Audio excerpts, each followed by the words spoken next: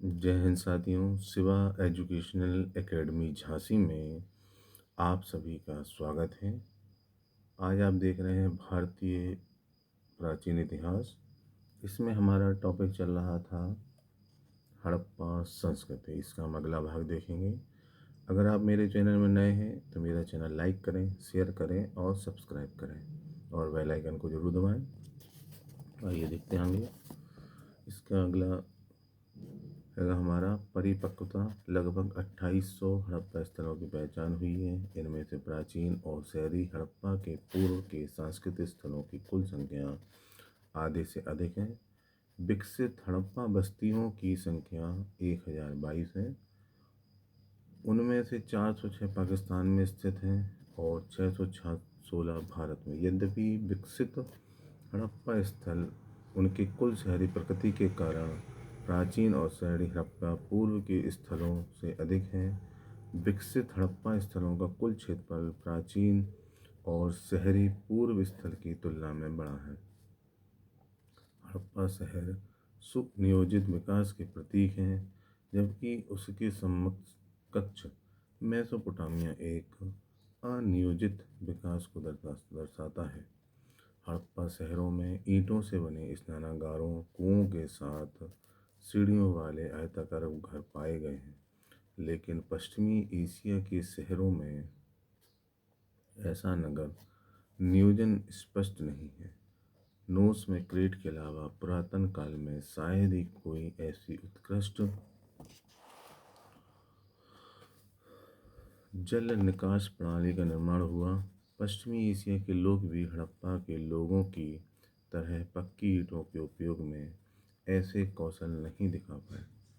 हड़प्पा ने विशेष प्रकार की मिट्टी के जरिए अपने खुद के बर्तनों और मोहरों का निर्माण किया और इससे भी आगे बढ़कर उन्होंने अपनी लिपि का आविष्कार किया, जो ना तो मिस्र से था और ना ही मेसोपोटामिया में। हड़प्पा की भांति यहाँ इतने व्यापक क्षेत्र में कोई भी समकालीन संस्कृति नहीं पनपी। अगला हमारा उत्तर शहरीकरण का काल। ईसा पूर्व 1900 तक हड़प्पा संस्कृति विकसित हुई। इसके बाद इसकी व्यवस्थित नगरीय योजना, ईंट के व्यापक उपयोग, लेखन की कला, मानक वजन और माप गणों एवं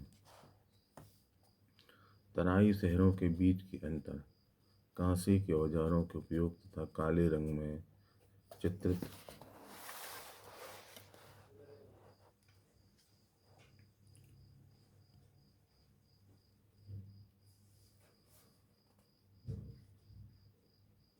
लाल बर्तन इत्यादि का जो शहरीकरण दौर था, उसकी शैलीगत एकरूपता लगभग गायब हो गई।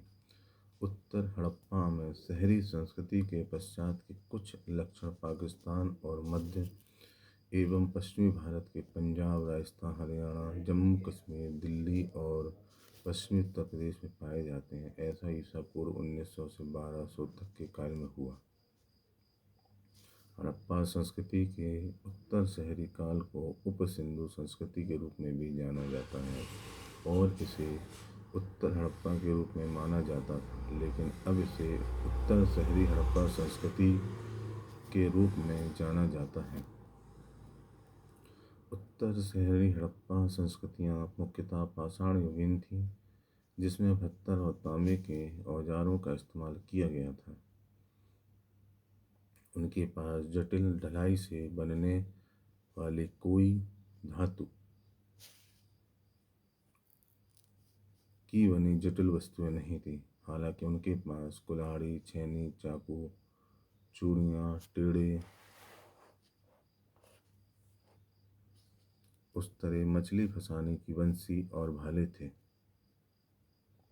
पाषाण युगीन लोग उत्तर शहरी चरण के बाद गांवों में रहते थे। वे कृषि, भंडारण, शिकार और मछली पर निर्भर थे।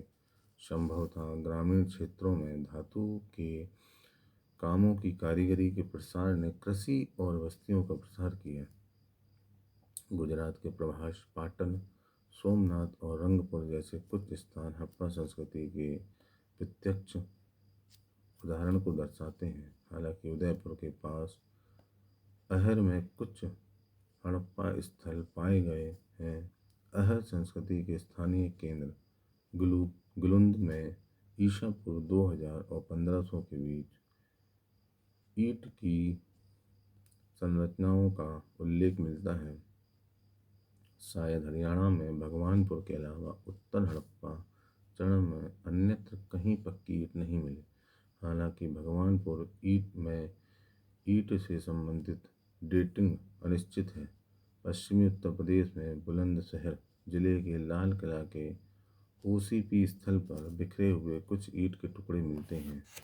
हालांकि हमें इस बात पर ध्यान देना चाहिए कि अनुमानतः 1700 वर्षों से ईसा पूर्व 1200 तक मालवा की ताम्रपाषाण संस्कृति में कुछ हड़प्पा कालीन तत्व पाए जाते हैं, जिसका सबसे बड़ा रहवास नब्दो तौली में था।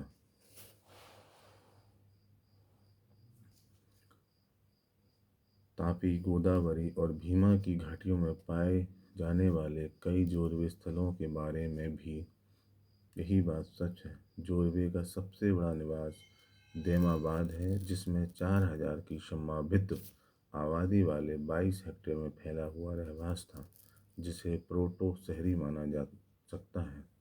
हालांकि जोरवे की बस्तियों की एक बड़ी आबादी गांव में रहती थी। पाकिस्तान के स्वात घाटी में कुछ उत्तर शहरी बस्तियां खोजी गई हैं। यहाँ के लोग खेती और पशुपालन के विकसित स्वरूप का अभ्यास करते थे। वे धीमी गति की चाक पर बने काले भूरे रंग के पके हुए बर्तन का इस्तेमाल करते थे।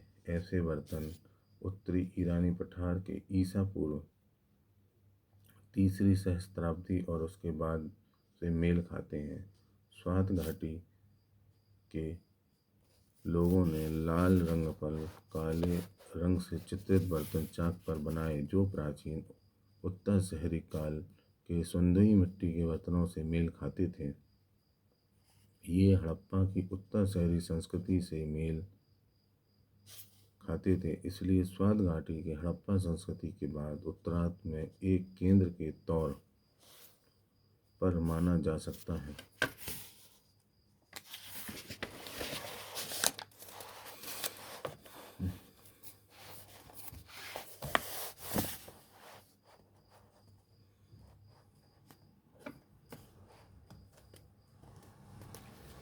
पंजाब, हरियाणा, उत्तर प्रदेश और जम्मू के भारतीय क्षेत्रों में कई उत्तर शहरी हड़प्पा स्थलों की खुदाई की गई,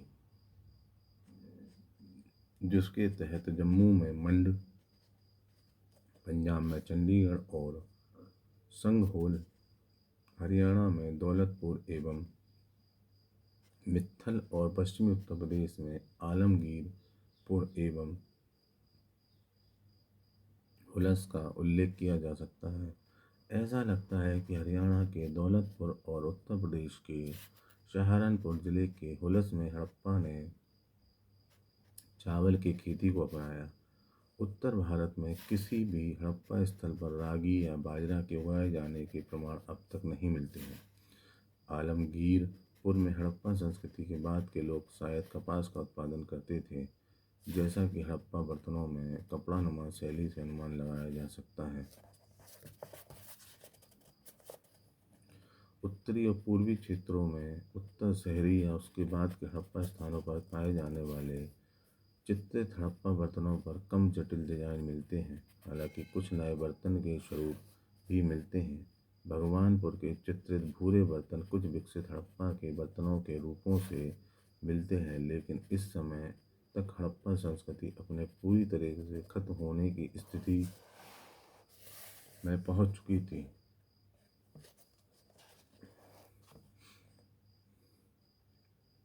उत्तर शहरी हड़प्पा चरण में लंबाई को मापने की वस्तु नहीं मिली है।